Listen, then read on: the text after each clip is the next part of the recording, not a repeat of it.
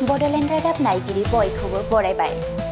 बाक्सा जिल्लानि 25 नं बागानपारा बिटिसि बियाबाव मुलाम्फागिरिफोरखौ लानानै सांग्रांथियारि मेल खुंफुंदों। दिनै इउपिपिएल दोलोनि बानजायनायाव बागानपारा ड्रागन गेलेग्रा फोथाराव बे हाबाफारिखौ खुंफुंनाय जायो।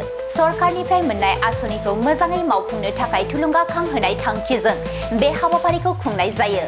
बे सांग्रांथि मेलाव बिटिआरनि गाहाय खुंगिरि प्रमद बर'जों लोगोसे बिटिसि एलएनि बुंथिगिरि खाथिराम बर', इउपिपिएलनि नेहाथारि माधव सेत्रीआ बाहागो लादों। बेनि अनगायैबो 25 नं बागानपारा बियाबनि बेन्दोङाव थानाय सरकारनि माखासे मावथांखिफोरनिफ्राय मुलाम्फा मोननो हानाय गोबां सुबुंफोरनि बे मेलाव नुजाथिदों। बे मेलाव बाहागो लानाय समाव बुंथिगिरि खाथिराम बर'आ खौरांगिरिफोरनि सिगाङाव माखासे गोनां बाथ्राफोरखौ बुंथिदों। खाथिराम बर' बिथाङा बुंथियो दि बागानपारा बियाबाव माखासे गागि जेंनाफोर फारियै फाग्लादिया दैमानि सायाव दालां, साहा ओनसोलनि लोंनाय दैनि जेंना, एनसि एरियायाव थानाय माखासे गामिफोरनि हानि जेंना, गामियारि लामाफोरनि माखासे जेंनाफोर सुस्रांजादों। बिसायख'थिनि मेनिफेस्ट'आव थानाय जेंनाफोराबो मावफुंजानायनि अनगायैबो 25 नं बागानपारा बियाबनि 70% सुबुङानो सरकारनि मावथांखिनिफ्राय बायदि बायदि बिथिङाव मुलाम्फा मोनदों। बेनिखायनो फैबाय थानाय बिसायख'थियाव 25 नं बागानपारा बियाबाव बेरेखा दोलोआ जेसेबांनो नाजाया मानो इउपिपिएल दोलोआनो देरहानाया रोखा होनना फोरमायथियो। बेजों लोगोसेनो 125 एमेन्डमेन्ट बिलनि गेजेरजों 6 शेड्युल एरियाफोरा गोबां गोहोगोरा जागोन आरो रांखान्थियारि बिथिङाव गोख्रों जागोन। बिटिआर गोरोबथानि रादाय बादियै मोन 60 बियाबफोरा दाफुंजागोन होननानैबो फोरमायथिदों खाथिराम बर' बिथाङा। जोंहा मोनसे कमिटमेन्ट दङमोन 2020 मायथाइयाव जेब्ला बिटिआर एकर्डनि उनाव बिटिसि इलेक्सनमोन। बे बिटिसि इलेक्सनाव जोंहा जायखौ जोङो मेनिफेस्ट' होननानै बुङो, इलेक्सन मेनिफेस्ट'। बे इलेक्सन मेनिफेस्ट'आव जोङो माखासे जोंनियाव बेवहाय माखासे गागि जेंनाफोर दङमोन जोंनि 25 नं बागानपारा समस्थियाव। आरो बे गागि जेंनाफोरखौ जोङो सुस्रांनो थाखाय जोंनि इलेक्सन मेनिफेस्ट'आव दङमोन। आरो बेनिनो माखासे गागि जेंनाफोरा जोंहा सुस्रांजादों दा। जेरैबायदि पाग्लादियाव माथावरि, मरा पाग्लादिया जायखौ जों दिरुं होननानै बुङो, बेवहाय माथावरि। आरो बेनि माखासे मा होननानै बुंदों जिखिनि गामियारि लामा साहा ओनसोलाव जोंहा लोंनाय दैनि जेंना दङमोन। आरो जोंहा साहा ओनसोलाव जपा दं, नबस्ति, माखासे एनसि एरियासफोर, सुबुनकाटा, माखासे एनसि एरियाफोर दङमोन जाय नन केडास्ट्रियेल एरिया होननानै बुङो। बे एनसि एरियाफोरनि जिखिनि मा होननानै बुंदों जिखिनि हानि पाट्टा, बे हानि पाट्टाखौ होनायनि जोङो बावैनो जुलाइ दाननि गेजेरावनो होगोन। दा बैफोर जिखिनि माखासे जोंनियाव गागि जिखिनि जेंनाफोर दङमोन, दिनैनि समाव प्रमद बर' बिथांनि सरकारनि समाव बे गागि जेंनाफोरखौ प्राय बेवहाय सुस्रांजादों। आरो बेनि थाखायनो दिनै जेरैबायदिहाय लोब ओंखारबोदों, नोंथांमोनाथ' नुदों बेवहाय लोब रायजो राजाफ्रा ओंखारबोदों, बेनिफिसारिफ्रा ओंखारबोदों। आरो जों अलरेडि बागानपारा समस्तिया मोनसे सार्भे खालामदों। बे आथिखालाव जोंनि बागानपारा समस्तियाव 70% सुबुङा बेवहाय बेनिफिटेड जाबाय।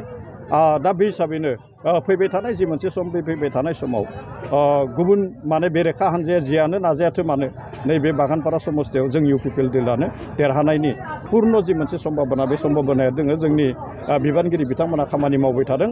आरो बेबायदिनो जोङो 2025 मायथाइनि सेप्तेम्बराव जानो गोनां जि बिसायख'थि, बे बिसायख'थियाव इउपिपिएल दोलोआनो देरहागोन। सरकारनि आसनि गोदो बिपिएफनि जि मोनसे सरकार, बे बिपिएफनि सरकारावथ' जों नुनो मोन्दों दा बेवहाय स्टेट आरो सेन्ट्रेल जि आसनिफोर, जि स्किमफोर, बे स्किमनि अनगायै जेबो गैयामोन बेहाय। खालि मात्र स्टेट आरो सेन्ट्रेला जिखिनि स्किम हरो बेखिनियानो दोङो। दा जोङो मा खालामदों दे, जोंहा सेन्ट्रेल, स्टेट बेनि स्किमनि अनगायैबो जोंहा प्रमद बर' बिथांनि दैदेननाय जि सरकार, बे सरकारा गावनो गाव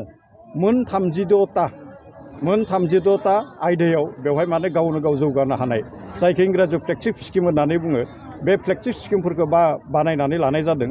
आरो दा बेनिखायनो नैबे जिखिनि फ्लेगशिप स्किम, बे फ्लेगशिप स्किमनि जि मोनसे फाराग, बे फारागखौनो जोङो नुनो मोन्दों। जेराव नुनो मोन्दों। आरो बेनि अनगायैबो हमनानै ला रेशन कार्ड होनाय, रेशन कार्ड बहुद बोसोर गैयामोन, दा रेशन कार्ड होगासिनो दोङो, होखांबाय, होगासिनो दोङो। आरोबाव मा होननानै बुंदों बेबायदिनो सोलोंथाइनि बिथिङावनो होन बा PMAY, बे PMAYनि न'नि खोथाखौनो बुं। एसे आगोलाव जोंहा चिफ बिथाङा बुंदों, डाटाया बुंदों थांनाय 15टा बोसोराव बिपिएफनि आमोलाव जोंनि धमधमा डेभेलपमेन्ट ब्लक बे धमधमा डेभेलपमेन्ट ब्लकआव खालि मोन 500ताल' माने न'आ बानायजादोंमोन नाथाय जोंनि सरकार फैनायनि उनाव धमधमा डेभेलपमेन्ट ब्लकआव दासिम माने 8500 न'फोरा बानायजोबजाखांबाय आरो थाबैनो आरोबाव 2000 माने न'आ IOI जायखौ PMAY होननानै बुङो बे PMAY न'आ बानायजानो थांगासिनो दोङो आरो गमामायैनो जों जुदि माने गामि लेभेलाव जायखौ जोङो ग्राम्य भित्तिक जुदि जोङो नायोबा गामि ओनसोलाव जुदि नायोबा डिफारेन्सफोरा बेनो आरो डिफारेन्सआ बेनो दे गोदो स्टेटनि सेन्ट्रेलनि माने स्किमनि अनगायै BPFनि समाव हाग्रामानि समाव बेनि अनगायै जेबो निजाबबिया बेवहाय स्किम गैयामोन नाथाय आथिखालाव प्रमद बर' बिथांनि दैदेननाय सरकाराव जोंहा मोन 32ता फ्लेगशिप स्किम दङ बेखौ BTCआनो बानायदों BTC सरकारानो बानायदों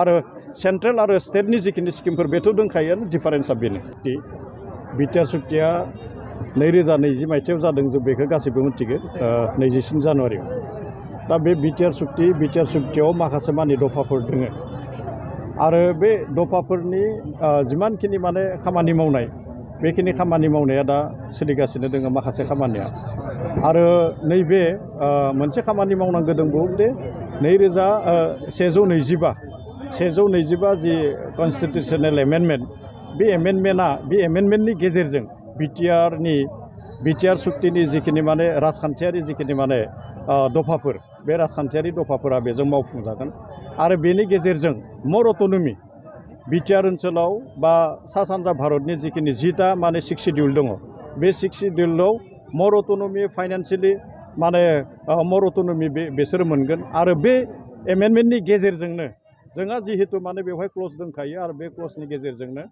60टाथ' नङा माने 52टा जोंहा समष्टि जागोन आरो बे 52टा समष्टि आरो सा 6 जिहेतु नमिनेटेड एमसिएलएफोर जागोन बे नमिनेटेड सा 6 आरो 52टा जि समष्टि बे समष्टिनि गेजेरजोंसो माने नैबे 60टा जागोन दा इटिमेटलि नैबे जिखिनि माने 125 जि मोनसे एमेन्डमेन्ट बे एमेन्डमेन्टआ बियो टेबोलाव फैगासिनो दोङो आरो जों आसा खालामो नैबे जि सामार जि सेसन बे सामार सेसनाव बे जि 125 एमेन्डमेन्ट बे 125 एमेन्डमेन्टआ इन्डियानिफ्राय बा भारतनि जि मोनसे माने पार्लामेन्ट बे पार्लामेन्टनिफ्राय बारग'गोन आरो बियो मोनसे एमेन्डमेन्ट जानायनि उनाव फैबाय थानाय समाव बियो जि 54+6 60टा जि समष्टि बे समष्टिया बिटिआरआव जानो थांगासिनो दं फैबाय थानाय बिसायख'थियाव 2025 मायथाइनि सेप्तेम्बराव जानो गोनां जि बिसायख'थि बे बिसायख'थियाव दानि थाखानाय